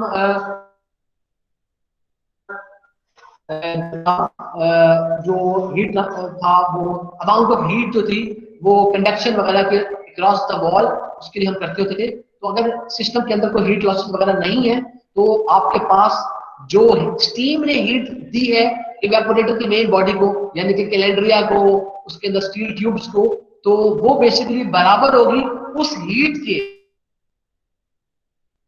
आपकी जो ट्यूब्स हैं बेसिकली, या इवेपोरेटर की जो मेन बॉडी है वो फीड सॉल्यूशन को प्रोवाइड करती है। अनफॉर्चुनेटली हमें अभी पता नहीं है, इस वक्त अभी तक हमें ये नहीं पता कि हमारे पास स्टीम का मैश फ्लो रेट क्या है सवाल में, बल्कि हमारे पास एक टास्क दिया गया है कि हमने mass flow rate of the steam calculate करना है। तो mass flow rate of the steam calculate करने के लिए हमें कुछ स्टेप्स वगैरह करने पड़ेंगे, तो उसी करने के लिए हम अगला जो है वो हम कुछ चीजें करने लगे हैं। तो देखिए, जैसे अभी ऊपर वाली मैंने जो अंडरलाइन लाइंस हैं उसको जैसे जो उसके अंदर इंफॉर्मेशन हमें दी है, उस इंफॉर्मेशन के मुताबिक अगर आप गौर करें तो पता ये चलता है कि हमारे पास इसीलिए क्योंकि आपकी ये दोनों हीट्स बराबर है। देखें, आपने जो स्टीम ने जो हीट दी है और कैलेंड्रिया ने जो हीट आगे प्रोवाइड की है, वो सब चीजें बराबर हैं। तो इसका मकसद कहने का आपके पास ये है कि जो हम जो QS है, जो आपकी अमाउंट ऑफ हीट है जो कि स्टीम प्रोवाइड कर रहा है, तो उसको हम हीट बैलेंस लगाकर, यानी कि फीड, प्रोडक्ट और वाटर वेपर्स, क्योंकि उन सब में कोई हीट मौजूद है, उनके ऊपर कोई हीट बैलेंस लगाकर, क्योंकि हमें ये तो पता है ना उनके अंदर कोई हीट आई है, हमने पहले कैलकुलेट की कि आपकी फीड में कितनी हीट है, आपने कैलकुलेट की कि आपके प्रोडक्ट में कितनी हीट है, आपने कैलकुलेट की कि उसके वेपर्स में कितनी हीट है। आपको क्या पता है कि अगर सिस्टम में कोई लॉसेस नहीं है, इसका मतलब है कि ये जो हीट आई है, ये हीट कहीं से आई है, तो जो हीट मौजूद है वो कहीं से आई है, और वो जो आई हुई चीज है वो आपको स्टीम ने दी है। तो हम इस तरीके से ये कहानियां हमने इस तरह चीजों को रिलेट किया है। और बेटा ये कॉन्सेप्ट किसी को अगर समझ ना आया हो, ये बेटा कॉन्सेप्ट अगर किसी को समझ में ना आया सर रिपीट कर दें। हमारे पास जैसे अभी मैंने आपको बताया कि अगर सिस्टम के अंदर कोई हीट लॉसेस ना हो, तो हमें ये पता लगा कि जो स्टीम अपनी हीट देगा वो स्टीम कैलेंड्रिया, स्टीम जो ट्यूब्स को वो हीट देगा, और फिर ये जो हीट होगी ये बराबर होगी उस हीट के जो कि स्टील ट्यूब्स या कैलेंड्रिया आपके वो बेसिकली आपके फीड सॉल्यूशन को देगा। ये आपने बात कह दी। आगे चलते हुए जरा गौर करें, जैसे मैंने आपको बताया कि हमारे पास हमें अभी Q is equal to mCp delta T और कुछ और इक्वेशन लगाकर हमें पता लग गया। आपको इस सवाल में एक बात पता है कि स्टीम बेसिकली है heat source, steam heat provide कर रहा है। ठीक है जी, ये आपको क्लियर है बात। अब आपने शुरू में वो निकाल लिया, मालूम कर लिया कि आपके पास जो लिक्विड फीड है उसके अंदर कितनी हीट है, आपने मालूम कर लिया। आपने ये भी मालूम कर लिया कि वो जो प्रोडक्ट बना है फाइनल इवेपोरेशन के नतीजे में उसके अंदर कितनी हीट है, वो भी मालूम कर लिया आपने ये भी मालूम कर लिया कि वेपर्स के अंदर कितनी हीट है, वो भी मालूम कर लिया। जब आपने ये सारी चीजें मालूम कर ली हैं, तो फिर देखिए आपको ये इन सब चीजों में कोई हीट मौजूद है, और इन सब चीजों की हीट का जो दारोमदार है, जो जिसने इस चीज को हीट प्रोवाइड की है, वो स्टीम ने। अगर आप इन तीन चीजों पर हीट बैलेंस लगा लें, यानी कि इन तीन चीजों को नफी प्लस माइनस कर लें, तो आप फौरन ये कह सकते हैं कि आपके पास स्टीम ने कितनी हीट प्रोवाइड की है। तो आप उसकी वजह से आपको वो QS, वो जो अमाउंट ऑफ, जो रेट ऑफ हीट आपने मालूम करनी थी QS, वो आपको पता चल जाएगी। तो इसीलिए देखिए आपके पास हमने अब क्या किया, क्योंकि हमारे पास देखिए वेपर्स के अंदर कोई हीट है, प्रोडक्ट के अंदर हीट है। इसको आप इस तरह जरा देखिए, आपको जरा याद हो, क्योंकि हमारे पास जो फीड थी, फीड की जो हीट थी, हमने जैसे आपके पास, क्योंकि हम बैलेंस लगाते थे कि जो QF होती थी वो QV और QP के बराबर होती थी। सॉरी, हमारे पास जो MF है, यानी कि जो फीड है का मैच फ्लो रेट है, वो वेपर्स और प्रोडक्ट के फ्लो रेट्स के बराबर है। इसी तरह हम उसको ये कह रहे हैं कि अगर बैलेंस लगाते हुए कि वो जो फीड का जो हीट होगी, क्योंकि देखिए आपने फीड ने जो हीट दी है, उसी फीड की हीट ने फिर वेपर्स और प्रोडक्ट की हीट तक पहुंचना है। इसीलिए हमने इसको QV plus QP minus QF लिख दिया। तो QS is equal to QV plus QP minus QF। कैसे QF माइनस आया? देखिए, सबसे पहले आपको पता है कि जो स्टीम होगी, वो स्टीम कोई हीट प्रोवाइड करेगी आपकी फीड को, फिर वो फीड में से आपकी हीट वेपर्स को भी जाएगी और प्रोडक्ट को भी जाएगी। तो अब अगर मेरे पास ये तीन चीजें मौजूद हैं, तो मेरे पास तीन चीजें मौजूद हैं, तो मैंने तीन चीजें क्या कह दी आपके पास कि भाई आपको पता है कि वेपर्स, प्रोडक्ट और फीड। तो वेपर और प्रोडक्ट की हीट में से अगर मैं फीड की हीट निकाल दूंगा, तो मुझे पता चल जाएगा कि मेरे पास QS कितनी आई है। ये मैंने इस तरीके से हमने इसको, ये चीजों को रिलेट करते हुए हमने ये निकाला कि आपको पता लग गया कि अगर आप QV और QP को जमा करके, तो हमारे पास जो वैल्यू आएगी, वो वैल्यू बेसिकली वो QS की वैल्यू होगी, वो हीट की वो वैल्यू होगी जो हीट उसने स्टीम ने प्रोवाइड किया। इसको इस तरह भी जरा समझिए। देखिए, जब आपके पास फीड आई थी, उस फीड को स्टीम ने गर्म किया है, तो इसीलिए हम अगर स्टीम ने बेसिकली हीट किसको प्रोवाइड किया है? वेपर्स को प्रोवाइड किया है, प्रोडक्ट को प्रोवाइड किया है। तो आपके पास वो जो तीन हीट्स थी, उन तीनों अमाउंट ऑफ हीट्स में से अगर आप सिर्फ फीड की हीट को माइनस कर देंगे, तो आपके पास स्टीम की जो हीट है वो आ जाएगी, QS की वैल्यू आ जाएगी। जी बेटा स्टूडेंट, अगर किसी को ये चीज क्लियर नहीं है, अगर किसी को ये चीज क्लियर नहीं है,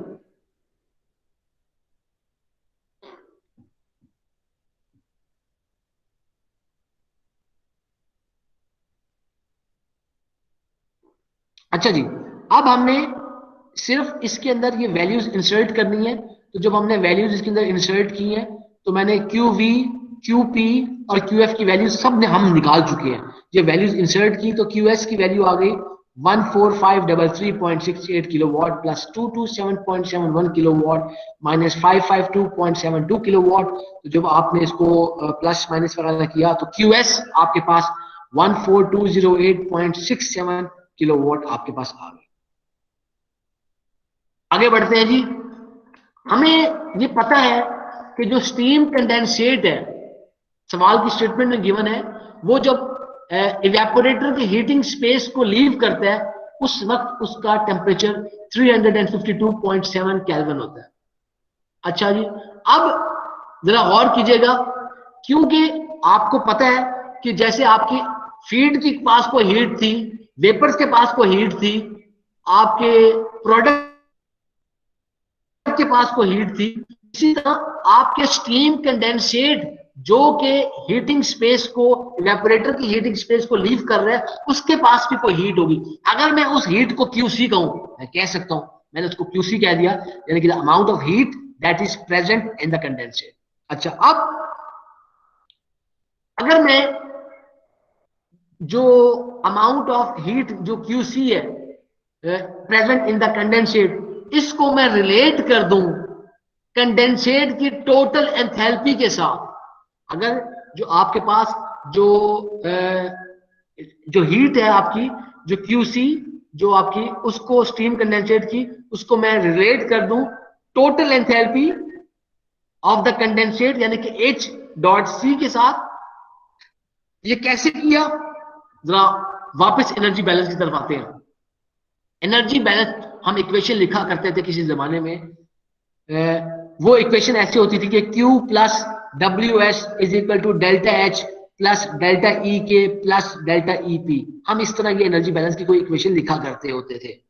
उस एनर्जी बैलेंस की इक्वेशन के अंदर हमें यह पता चलता था कि अगर आपके पास कोई मूविंग पार्ट्स ना हो तो आप कहते थे ये शाफ्ट वर्क नहीं है, वो जीरो हो जाता था। फिर आप ये कहते थे क्योंकि अगर आपके पास टेम्परेचर डिफरेंस कंसिडरेबल हो तो आपके पास जो काइनेटिक एनर्जी की जो चेंजेस होती थी उनको भी इग्नोर कर देते थे। फिर आपके पास जो डेल्टा ईपी, अगर आपके पास इनलेट और आउटलेट के दरमियान में कोई हाइट्स के डिफरेंसेस ना हो कंसिडरेबल, तो आप जो पोटेंशियल एनर्जी है उसको भी जीरो कर देते थे। तो आपके पास Q और H ये दो चीजें ही बनती थी, यानी कि Q और चेंज इन एंथैल्पी ये दो चीजें ही आपके पास बचती थी। इसी चीज को हमने यहां पर रिलेट किया है कि आपके पास QC और HC को हमने लिख दिया कि QHC is equal to QC। अब जरा आगे बढ़ते हैं। ये बेटा दोबारा एनर्जी बैलेंस की तरफ सवाल, हमने सीपीपी में हमने पढ़ा था कि जो टोटल एंथैल्पी होती है H होती है वो बराबर होती है आपके पास M multiply by specific enthalpy, यानी कि टोटल एंथैल्पी वो M या N आपके पास मैस फ्लो रेट है या मोल्स का रेट है और मल्टीप्लाई बाय स्पेसिफिक एंथैल्पी उसके बराबर होती है। ये हम सीपीपी में पढ़ चुके हैं। तो इसीलिए आपके पास total enthalpy of the condensate है, तो आप उसको लिख सकते हैं MCHC, और आपके पास वो जो QC है, तो QC क्योंकि आपको पता है उसको लिखने के लिए हम उसको लिख सकते हैं जैसे हमने पहले लिखा, जो हमने QP वगैरह के हमने लिखा था कि Q is equal to MCP delta T। तो आपके पास जो amount of heat present in the steam condensate will be equal to the mass flow rate of the steam condensate multiply by heat capacity of the steam condensate multiply by delta T। अब जरा गौर करें, आपके पास यहां पर MCHC is equal to MC आ गया है। अब अगर MC, क्योंकि दोनों तरफ MC है, और MC अगर आपके पास लेट से कि जो स्टीम कंडेंसेट, हम किसी यूनिट मास की बात कर रहे हैं, 1 kg पर सेकेंड आप स्टीम कंडेंसेट की बात कर रहे हैं, या आपके पास कोई और क्वांटिटी हो जो कि सेम होंगी, तो ये आपके पास MC इक्वेशन दोनों तरफ से कट जाएगा। तो आपके पास ये कट जाने की वजह से आपके पास जो बाकी इक्वेशन बच गई HC, यानी कि जो specific enthalpy of the steam condensate will be equal to the heat capacity of the steam condensate multiplied by delta T। अच्छा जी, अब जो हीट कैपेसिटी स्टीम कंडेंसेट की क्या होगी भाई, स्टीम कंडेंसेट वाटर ही तो है, तो जो वाटर होता है उसकी जो सीपी की वैल्यू होती है वो 4.18 किलो जॉल पर किलोग्राम पर केल्विन होती है। तो हम यहां पर सीपीसी की वो वैल्यू, यानी कि जो हीट कैपेसिटी ऑफ कंडेंसेट की ये वैल्यू यूज कर लेंगे। तो डेल्टा टी होगा, डेल्टा टी इसी तरह जैसे बाकियों में होता था, तो डेल्टा टी भी वही होगा कि ये बेसिकली वो टेम्परेचर होगा स्टीम कंडेंसेट का जिस पर वो स्टीम कंडेंसेट लीव कर रहा है माइनस रेफरेंस टेम्परेचर। तो जो डेल्टा टी है वो 352.7 केल्विन माइनस 273 केल्विन। तो आपने इन चीजों को, मैंने आपको इधर याद दहाने के लिए रेड में लिखा है ताकि जब आप इसको खुद से करें आपको समझने में कोई दुश्वारी ना आए। फिर भी अगर आपको समझ ना आए तो ऑब्वियसली आप बेटा पूछ सकते हैं, इसमें आपने परेशान होने की उसमें कोई वजह नहीं होनी चाहिए। तो HC आपने वैल्यू इंसर्ट की 4.18 किलो जॉल पर किलोग्राम पर केल्विन, और जो डेल्टा टी है वो हमने उसको लिख दिया 352.7 माइनस 273 केल्विन, केल्विन से कट गया। तो आपके पास जो specific enthalpy of the steam condensate HC वो 333.146 किलो जॉल पर किलोग्राम आ गई। अच्छा जी, coming back to the equation number 2, वो जो इक्वेशन नंबर 2 मैंने आपको दिखाई थी, जो हमने 23 हमने उसमें लास्ट लेक्चर में भी हमने उसको की थी ये इक्वेशन। इस इक्वेशन को दोबारा लिखते हैं और दोबारा इस इक्वेशन के ऊपर हम आते हैं, जरा देखते हैं। हमें पता है ये क्वेश्चन नंबर 2 हमें पता थी कि जो QS है वो इक्वल है MS HS minus HC is equal to MS lambda S। बिल्कुल इसी तरह अगर आपके पास मैस ऑफ द स्टीम, जैसे अभी आपने बात किया, अगर स्टीम कंडेंसेट 1 kg है तो मैस ऑफ द स्टीम भी तो 1 kg होगा ना, क्योंकि मटेरियल बैलेंस है। 1 kg स्टीम ही आपको 1 kg कंडेंसेट प्रोवाइड करेगी, आपको 1 kg वाटर ही 1 kg आपको आइस प्रोवाइड करेगा, जब 1 kg आइस ही आपको 1 kg जो है वो वाटर प्रोवाइड करेगा। तो आपके पास ये जिस तरह ऊपर MC कट गया था, इस तरह आपके पास MS कट गया, और QS बराबर आ गया HS minus HC is equal to lambda S के। पता ये चला कि QS तीन चीजें, यानी कि QS ये बराबर होता है HS माइनस HC के, ये बराबर होता है लैम्डा S के। इसका मतलब है कि आप ये कह सकते हैं कि QS लैम्डा S के बराबर है, लैम्डा S इसके बराबर है। तो मैं इन दो चीजों को ले लेता हूं, तो इन दो चीजों को अगर मैं लेता हूं तो इक्वेट करता हूं, तो मैं कहता हूं कि HS minus HC is equal to lambda S। तो अब अगर मैं HS और HC की वैल्यू इंसर्ट करूं तो HS की जो वैल्यू थी वो 2707.4 किलो जॉल्स पर केजी, HC की जो वैल्यू थी वो 333.146, और ये बराबर होगी आपके पास लैम्डा S के। और रीअरेंज कर लिया, जो आपके पास लैम्डा S आ गया तो 2374.254 किलो जॉल्स पर केजी, और ये लैम्डा S हमने ये कहा था ये वो latent heat of condensation of steam है, यानी कि जो स्टीम ने हीट लूज की है, वाटर बन गई है, कंडेंसेट बन गया है, ये वो हमने लैम्डा S इसके अंदर से निकाल लिया। अच्छा, फिर इसी तरह आप इक्वेशन नंबर 2 कि जो QS है वो बेसिकली आपके पास MS लैम्डा S के बराबर भी है। QS इज इक्वल टू, और कीजिए, जो QS is equal to MS lambda S के बराबर भी है। तो आप अगर इसको इस तरह लिखिए QS is equal to MS lambda S, तो अगर मैं इसको रीअरेंज कर लूं इन टर्म्स ऑफ MS, ताकि हमारे पास mass flow rate of the steam भी आ जाए, तो मैं लिख सकता हूं कि MS is equal to QS over lambda S। तो QS हमें पता है 14208.67 किलोवाट, जो लैम्डा S है वो 2374.254 किलो जॉउल पर केजी, किलो जॉउल, और हमें पता है कि जो 1 किलोवाट होता है वो 1 किलो जॉउल पर सेकंड के बराबर होता है। तो किलोवाट से कट गया, किलो जॉउल आपका किलो जॉउल से कट गया। तो हमारे पास इन चीजों को जब आपने कंप्यूट किया तो mass flow rate of the steam आपके पास आया 5.98 किलोग्राम पर सेकेंड। तो ये जो MS है ये mass flow rate of the steam हमारे पास आ गया। तो हमने इस सवाल के अंदर जो पहली चीज मालूम करनी थी वो हमने अल्हम्दुलिल्लाह मालूम कर ली। आगे बढ़ते हैं जी। जो स्टीम की इकोनॉमी होती है, स्टीम की इकोनॉमी ये क्या चीज होती है बेसिकली? देखिए, आप इवेपोरेशन को कर क्यों रहे हैं? आप इवेपोरेशन को इसलिए कर रहे हैं कि इवेपोरेशन की मदद से आप अपने फील्ड सॉल्यूशन को कंसंट्रेट कर रहे हैं, उसके अंदर मौजूद वाटर की मिकदार को कम कर रहे हैं। कभी ये बात नहीं करनी कि हम उसमें से वाटर को खत्म करें, नहीं, वाटर में से खत्म करने का जो काम है वो ड्राइंग के जरिए किया जाता है, इवेपोरेशन के जरिए उसकी अमाउंट को सिर्फ रिड्यूस किया जाता है। हाँ, ये होता है कि ड्राइंग डायरेक्ट करने के बजाय आप पहले इवेपोरेशन कर लेते हैं फिर एंड में कर लेते हैं। तो अब आपके पास जो स्टीम इकोनॉमी क्या होगी? स्टीम इकोनॉमी आपके पास ये होगी कि आपका वाटर कितना इवेपोरेट हुआ और आपने स्टीम कितनी कंज्यूम की, यानी कि आप ये कहेंगे कि आपके पास जो वाटर कितने केजी इवेपोरेट हुआ है, कितने केजी स्टीम देने पर, यानी कि वाटर कितने केजी इवेपोरेट हुआ है, स्टीम कितने केजी देने पर, इस चीज का नाम स्टीम इकोनॉमी है। कुछ किताबों में इसको SE से भी लिखते हैं, steam economy, water evaporated divided by water consume. तो हमारे पास वाटर कितना इवेपोरेट हुआ था, यानी कि ये जो हम बात कर रहे हैं जो वेपर्स का फ्लो रेट था वो 5.6 किलोग्राम पर सेकंड था। स्टीम कितनी कंज्यूम हुई अभी ऊपर लिखी है 5.98 किलोग्राम पर सेकंड, तो ये किलोग्राम से second. Steam economy is a dimensionless number. आपके पास जो स्टीम इकोनॉमी की जो वैल्यू आई वो 0.94 आपके पास ये वैल्यू आई। तो सिंगल इफेक्ट इवेपोरेटर्स के लिए जो टिपिकल स्टीम इकोनॉमी की जो रेंज होती है वो 0.75 से 0.95 तक होती है। तो हमारे पास ये उसी रेंज के अंदर हमारे पास ये वैल्यू है। तो आपके पास ये टिपिकल किस्म की कोई वैल्यू आती है। बेटा एक बात आप लोगों ने याद रखना है, कि हमारे पास जो स्टीम इकोनॉमी है, ये इंटरव्यूज के अंदर वाइवाज वगैरह में अक्सर पूछा भी जाता है कि स्टीम इकोनॉमी की जो वैल्यू है ये कभी भी आपकी जो है ये 1 से ऊपर नहीं हो सकती, क्योंकि अगर ये आपकी स्टीम इकोनॉमी की वैल्यू 1 हो जाएगी तो बेसिकली ये पॉसिबल नहीं है कि आप कहें कि जी वाटर जो इवेपोरेट हो रहा है आपके वो स्टीम कंज्यूम के बराबर हो जाए, ऐसा नहीं हो सकता।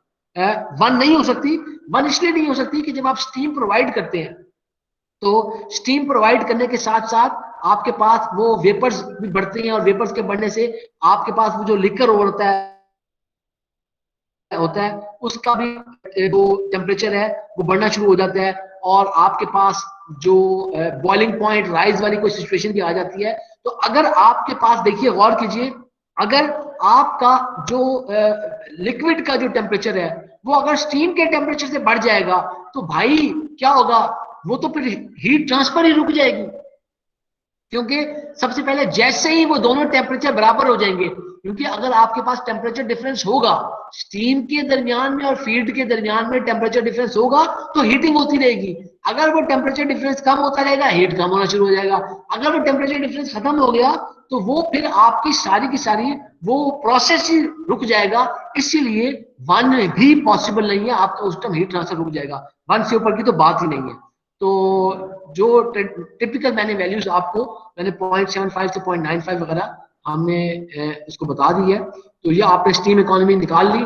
तो अब हमारे पास लास्ट इसका चीज रह गई, हमने हीटिंग सरफेस एरिया निकालना था। अच्छा, अब देखिए हमें मालूम है कि इस इक्वेशन से को आप अक्सर यूज करते भी रहे हैं कि जो अगर आपके पास कोई हीटिंग सरफेस एरिया है आपके पास, जिसको मैं ए से कह दूं, कोई हीटिंग सरफेस है ए से, और आप अगर उस हीटिंग सरफेस के अक्रॉस अगर आप कोई rate of heat transfer find out करना चाहें, यानी कि आप किसी सरफेस के across rate of heat transfer find out करना चाहें तो आप उसको लिखते हैं Q is equal to U A delta T. इस इक्वेशन को रीअरेंज करते हुए आप ऐसे लिख सकते हैं कि A is equal to Q over U delta T. अच्छा, अब जरा गौर कीजिए, क्योंकि जो हमारे केस में हम जिस सवाल की बात कर रहे हैं, इस केस में हमारे पास जो हीटिंग सरफेस एरिया ए था, जो यानी कि हीटिंग सरफेस एरिया जिसको हम ए कह रहे हैं, इसके अक्रॉस आपके पास स्टीम की मदद से स्टीम को as a heating medium use करते हुए हमने कोई हीट ट्रांसफर की है जो कि QS, हमने बार बार उसको QS कहा था। तो लिहाजा इस इक्वेशन को अंदर भी मैं Q की जगह पर Q डॉट एस लिख देता हूं। तो आपके पास ये इक्वेशन नंबर 3 एक बन जाएगी, A is equal to QS over U delta T. Last में कुछ इंपॉर्टेंट बातें देखिएगा, ये इक्वेशन यहीं तक खत्म नहीं है, इसके अंदर भी हमें डेल्टा टी चाहिए। यहां डेल्टा टी कौन सा लगेगा, ये इस डेल्टा टी का ये बड़े इंपॉर्टेंट है। तो सबसे पहले इस डेल्टा टी को फाइंड आउट करने के लिए देखिए हमारे पास जब सॉल्यूशन को आप कोई प्री हीट करते हैं, देखिए पॉसिबल है, जैसे आपको हमने ये बात की कि आपके पास वो जो फीड सॉल्यूशन था, हो सकता है वो कहीं से उसके अंदर कोई प्री हीटिंग हो रही हो, इसके साथ आप कंडेंसेट होता है, उसकी कोई फर्दर कूलिंग भी हो जाती है जिसको हम सब कूलिंग कह रहे हैं। लेकिन इन चीजों के बावजूद ये जो आपकी टोटल हीट रिक्वायरमेंट है ये उसके बहुत कम चीजों पर डिपेंड कर रहा होता है। हमारे लिए ये बहुत इंपॉर्टेंट है कि आप जब भी इसको हमने जो टेम्परेचर ड्राइविंग फोर्स है उसको अगर आप मालूम करना चाहें, डेल्टा टी मालूम करना चाहें, तो वो बेसिकली हमारे पास जो कंडेंसिंग स्टीम थी उस कंडेंसिंग स्टीम के टेम्परेचर और आपके इवेपोरेटिंग वाटर के टेम्परेचर के डिफरेंस को अगर आप लेते हैं, मसलन कैसे, दोबारा सुनिए कि हमारे पास जो सॉल्यूशन था उस सॉल्यूशन को आपने कोई प्री हीट वगैरह किया होगा, उसके साथ साथ आपके पास वो जो कंडेंसेट था वो भी कुछ कूल वगैरह हुआ होगा। तो ये जो चीजें हैं ये माइनर चीजें हैं, ये मेजर कोई हीट लोड नहीं है। तो लेकिन आपको पता है कि आपने अपने इस प्रोसेस को अगर सक्सेसफुली इवेपोरेटर को आपने, क्योंकि इवेपोरेटर की इकोनॉमी को अच्छा आप उसको अगर हासिल करना चाहते हैं, आप इवेपोरेटर को ऑपरेशनल प्रॉफिटेबल उसको बनाना चाहते हैं, तो हमारे पास कोई हेल्दी टेम्परेचर ड्राइविंग फोर्स होनी चाहिए। तो जो हेल्थ वो बेसिकली किस तरह मेंटेन होगी, वो मेंटेन होगी आपके स्टीम के टेम्परेचर से और आपके यानी कि डिफरेंस होगा आपके यानी कि स्टीम के टेम्परेचर पर और जो आपका वाटर जो इवेपोरेट हो रहा है उनके दरमियान में अगर ये टेम्परेचर डिफरेंस रहेगा, ये टेम्परेचर डिफरेंस रहेगा, तो आपकी जो अच्छी जो हीट होगी आपके पास एक इकोनॉमी बनती रहेगी। क्योंकि अगर ये आपका डिफरेंस कम होता रहेगा तो होने से कम होने से क्या होगा कि आपकी वो जो हीट ट्रांसफर है वो रुक जाएगी, सारा का सारा प्रोसेस ये खत्म हो जाएगा। जो डेल्टा टी है वो फिर क्या होगा, temperature of the condensing steam इसलिए कह रही है कि जो स्टीम है उसमें से कंडेंसेट बन रहा है minus temperature of the evaporating water. तो आपके पास ये दोनों चीजें मौजूद थी। जो टेम्परेचर था स्टीम का वो 394 था और जो इवेपोरेटिंग वाटर था वो 324.8 था। तो इनके दरमियान में डेल्टा टी था वो 69.2 केल्विन था। अब हम इस इक्वेशन के अंदर ये क्यू एस यू और डेल्टा टी के अगर वैल्यूज को इंसर्ट कर देते हैं, आपके पास जो एरिया है ए वो Q S over U delta T 14208.67 kilowatt और जो ओवरऑल हीट ट्रांसफर कोएफिशिएंट था सवाल में गिवन था 3 किलोवाट पर मीटर स्क्वायर पर केल्विन, तो किलोवाट से कट गया। और जो डेल्टा टी था वो 69.2 केल्विन से कट गया। तो आपके पास जो इनको कंप्यूट करने के बाद जो ए है वो आपके पास 68.44 मीटर थी कि इस गिवन सिंगल इफेक्ट इवेपोरेटर के अंदर जो अमाउंट ऑफ स्टीम हमें चाहिए वो ms is equal to 5.98 kilogram per second. जो स्टीम इकोनॉमी होनी चाहिए वो 0.94, जो हीटिंग सरफेस एरिया रिक्वायर है वो 68.44। So this is our lecture number 25।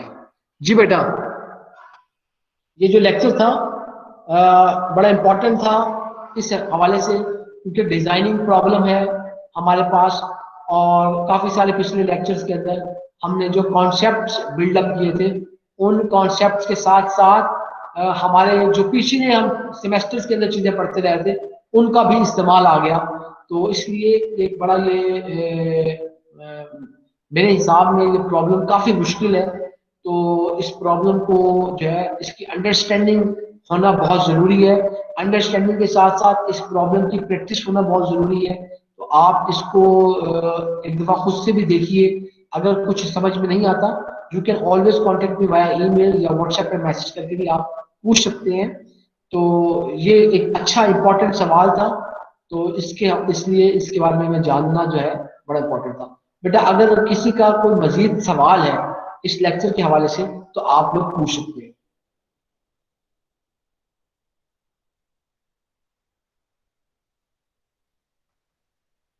इस दौरान कि आप स्टूडेंट्स अपने सवालात पूछें, मुझे आप लोग बेटा अपनी अटेंडेंस के जो मैसेजेस हैं वो सेंड करना शुरू कर दीजिए ताकि मैं आप लोगों की अटेंडेंस जो है उसको रिकॉर्ड कर लूँ। अस्सलाम वालेकुम सर। जी वालेकुम अस्सलाम। सर जो हमारा फाइनल एग्जाम होगा उसमें हमारे कोर्स के हवाले से थोड़ा सा एक्सप्लेन कर दें कि जितना हमने यार अभी वो तीन चार हफ्ते पड़े हैं, हम टाइम है अभी हमारे पास ना।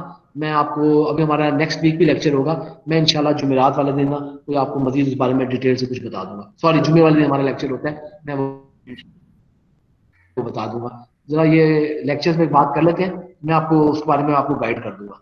सिर्फ मैं यहाँ पर छोटी सी बात करना चाहूंगा कि जो एग्जाम्स हैं आप लोगों के बेटा ये कंफर्म बात है, किसी मुगालते पे ना रहिएगा। हुकूमत ने भी 1 फरवरी से खोल देने हैं। 8 फरवरी से आप लोगों के पेपर शुरू हो रहे हैं। 8 फरवरी को आपका मंडे वाले दिन पहला पेपर होगा। 25 जनवरी को मैं आप लोगों की डेट शीट आपके साथ शेयर कर दूंगा। 25 जनवरी को मैं ऑलरेडी डेट शीट पे काम कर रहा हूँ और डेट शीट जो है वो फिर अभी जैसे वो फाइनल होती है इंशाल्लाह वो इसी वीक में मैं फाइनल करके नेक्स्ट वीक में वो आमिर साहब या दूसरे डिपार्टमेंट्स को चेक कराने के बाद कोई इसमें प्रॉब्लम ना हो तो उसके बाद इंशाल्लाह 25 जनवरी को आपके साथ डेट शीट शेयर कर दी जाएगी। और पेपर 8 फरवरी से रिटर्न होंगे, फिजिकल पेपर होंगे यूनिवर्सिटी के अंदर, हमारे यहाँ पर डिपार्टमेंट के अंदर ही पेपर। तो इंशाल्लाह बाकी सिलेबस के हवाले से, कोर्स के हवाले से अगर कोई सवालात वगैरह होंगे तो मैं आप लोगों को जुमे वाले दिन हम इसको डिस्कस कर लेंगे।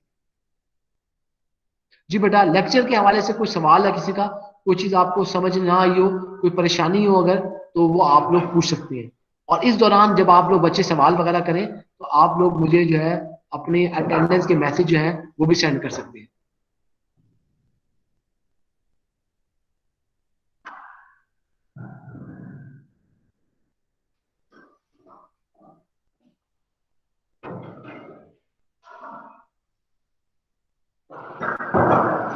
बेटा इस दौरान आप लोग मुझे अटेंडेंस के मैसेजेस सेंड कर दीजिए। किसी बच्चे ने अपनी अटेंडेंस का मैसेज सेंड नहीं किया तो बेटा आप काइंडली अपने अटेंडेंस का मैसेज सेंड कर दीजिए। और इस दौरान अगर किसी को बच्चे को सवाल पूछना है, डायरेक्टली बेटा अपना माइक ओपन करके आप सवाल पूछ सकते हैं। सिर्फ मैंने एक चीज उसमें ये कही है कि एग्जाम्स के बारे में हम जो है इंशाल्लाह अपने फ्राइडे में हम वाले दिन हम बात करेंगे, लेकिन जो है आज जो है हम इसको इसी तरह करें।